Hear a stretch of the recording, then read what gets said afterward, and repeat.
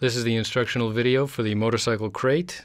In step 1, you'll see a picture of the skid on the floor. You're going to take off the straps and remove that top tray.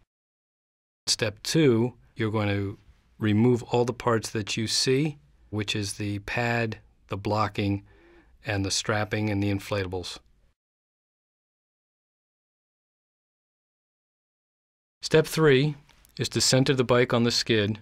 Use the 2x4s to make a 2-step ramp to get the bike easily onto the skid. And use the small plywood that comes with the crate as a plate for the kickstand. Once that's in place, now is a good time to record the VIN number for later use.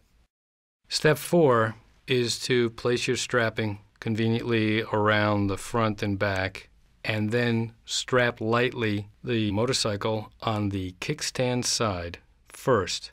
Slowly tighten, and then strap the opposing side. Make sure you're keeping the bike vertical as you lift the bike away from the kickstand, bringing the bike up to the vertical position and then strapping down slowly, going from one end of the bike to the next till the bike is firmly down. Step 5 is placing the pad over the bike as shown.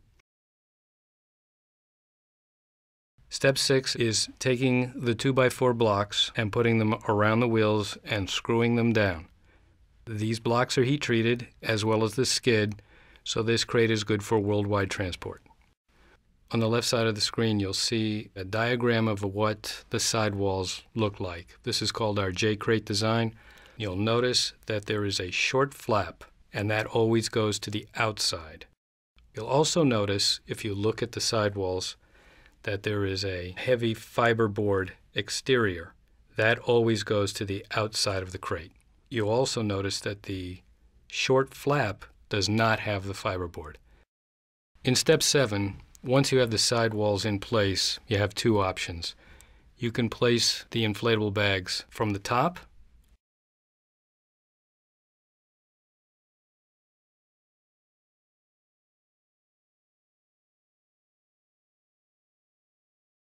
or you can close up the crate by putting the top cap on and strapping in the short direction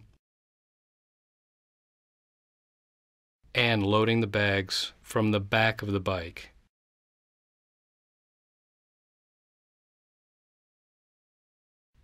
You'll notice that the inflatable bags have a double-sided adhesive. That adhesive is to be placed against the sidewalls. You want to load these bags flat and inflate while they're in the crate.